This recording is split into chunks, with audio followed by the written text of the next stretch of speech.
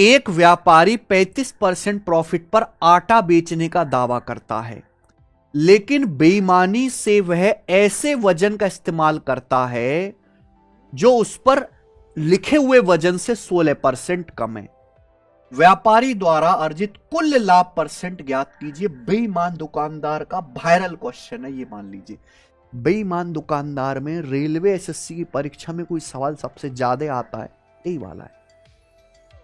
एक ट्रेडर ये क्लेम करता है कि मैं अपने आटे को 35% प्रॉफिट में बेचता हूं। 35% प्रॉफिट में बेचता हूं, इसका मतलब 35% प्राइस बढ़ाकर बेचता हूं।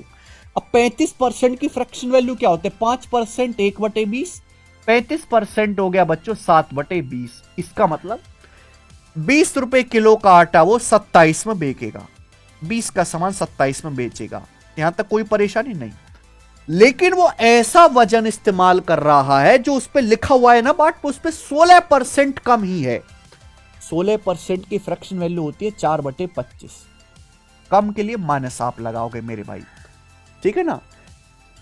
Dishonestly uses a weight which is 16% less than what is mentioned on it. यानी कि मान लीजिए अगर कोई ग्राहक उससे 25 किलो आटा मांगता है कि भाई हमें 25 किलो आटा दे दो, तो 25 किलो तोल के दे देता है, लेकिन एक्चुअल में 25 किलो नहीं है, 16% कम दे रहा है। 25 का 16% 4 किलो कम दे रहा है। 25 से 4 किलो कम यानी कि 21 किलो आटा ही दे रहा है दुकानदार। यानी कि दुकानदार 21 किलो आटा देकर ग्राहक से 25 किलो आटे का पैसा ले रहा है।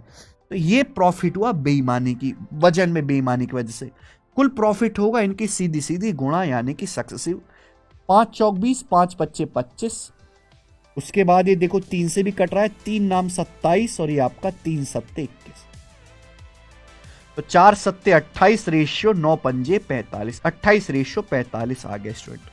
यानी कि हमें कह सकते हैं अल्टीमेटली 28 का सामान 45 में बिका, तो 17 का प्रॉफिट हुआ बच्चों किस पर? 28 पर। परसेंटेज में कितना प्रॉफिट हुआ? इंटू 100% गुणा 100%, ये हुआ परसेंटेज में। किससे जाएगा मेरे भाई? 4 से जाएगा 125 बार, 4 से 28 जाएगा जी 7 बार। तो 25 गुणा 17 कितना आएगा मेरे भाई? 500 से 75 कम 425/7। ये आंसर आएगा मेरे दोस्त, बताइए।